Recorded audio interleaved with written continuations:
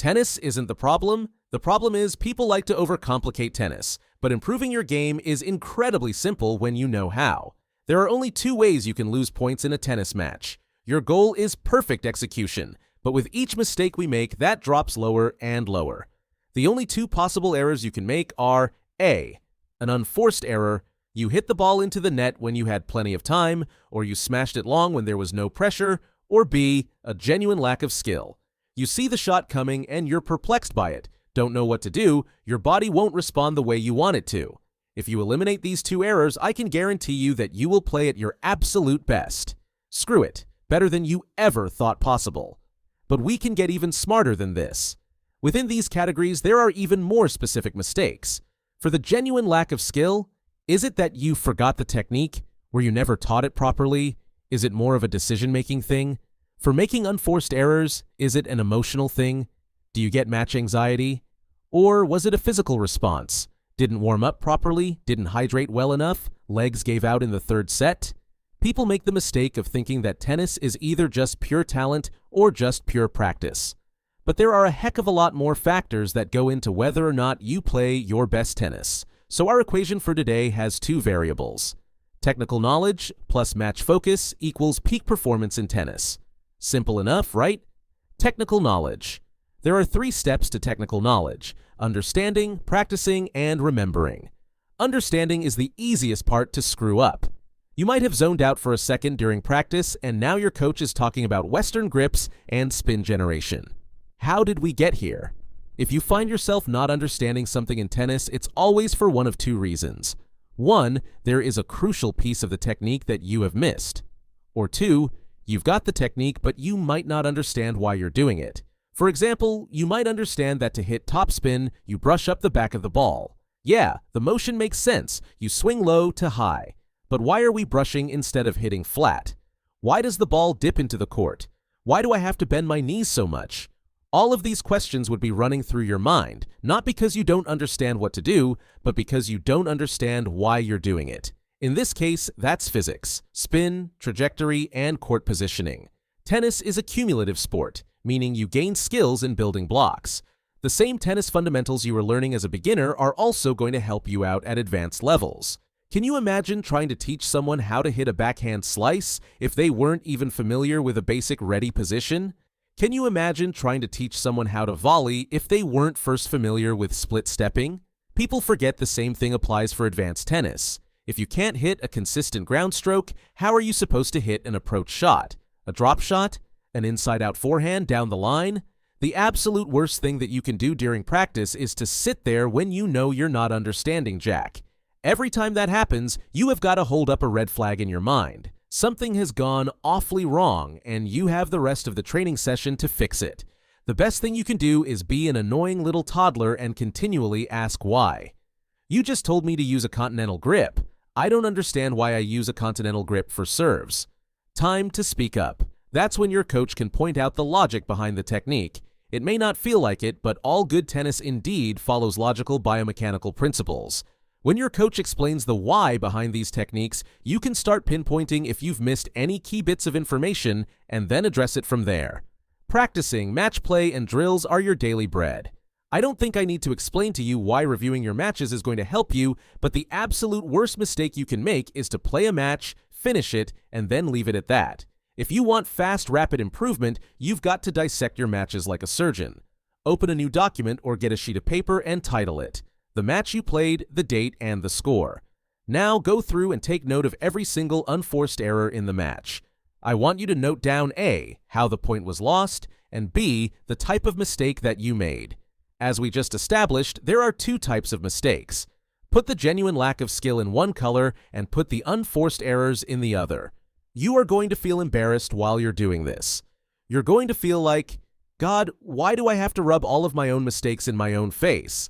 Well, I'm only about to make this even more embarrassing. Count up all the points lost on unforced errors, and count up all the points lost on genuine lack of skill. The reason why I need you to do this exercise is because I need you to get brutally honest about the mistakes you're making and why. We've got the cause and the effect. The effect is your loss. You've got to look at the cause if you want any chance of solving this. Remembering. You need to make sure that you remember as much of what you've understood and practiced as possible. That's why I say match play and competitive drills. Lock in with them, because you're not just getting tested on one stroke, you're getting tested on as many situations as the game can throw at you. It's also the closest replication to actual competitive tennis as you're going to get. So when you see that performance, it's probably going to reflect what you'd produce if you were to play a tournament today. The goal is to slowly increase that performance level until you get into your desired range.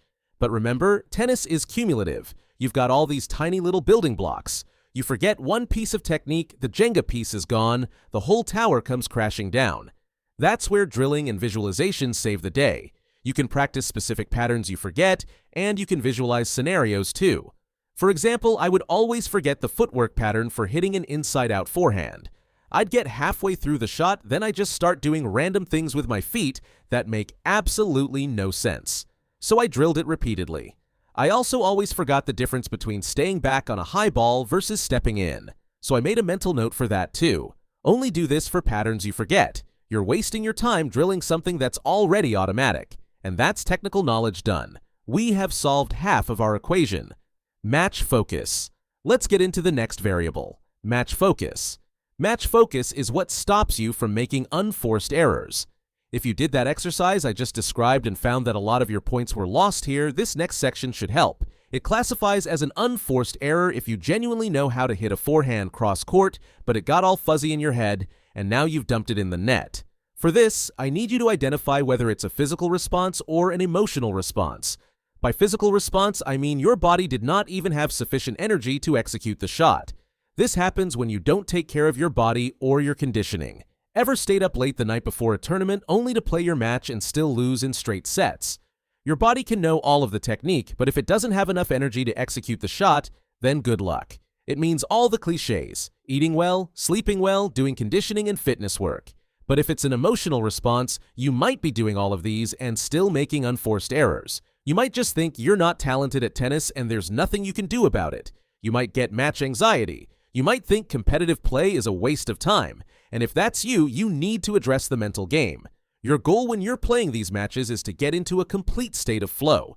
You have been in the flow state many times before and you can do it again. You ever get so locked in during a rally that you just forget everything else exists because you're so in tune with the ball? That's what you need in matches. Put that phone away before you play. If you've got distractions bugging you, handle them before stepping on court.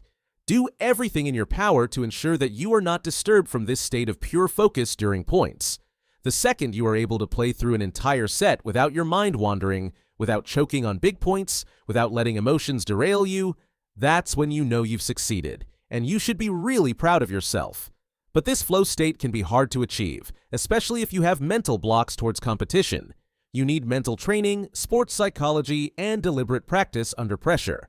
If you want to achieve all this, I have an opportunity for you. If you're a tennis player looking for personalized analysis of each one of your shots, private tennis guides, fitness routines designed by a fitness coach who works with ATP players, a 24/7 online coach, and much more, then I have something that might interest you: the Tennis Motivation Academy. The Tennis Motivation Academy is a private community with one goal: to help you improve your tennis exponentially and make high-quality coaching accessible and affordable for everyone. We've already helped dozens of players such as Rodrigo, Benedek, who has won multiple tournaments since joining, Miran, Yazan, Joachim, who won more than 5 tournaments in his first month, and many more. If you truly want to improve your tennis and reach your full potential without spending thousands of dollars on coaching, the Tennis Motivation Academy is the place for you. Join us using the link in the description. That's it for today. Leave in the comments which players you want me to analyze next. If you liked the video, leave a like and subscribe. See you in the next one.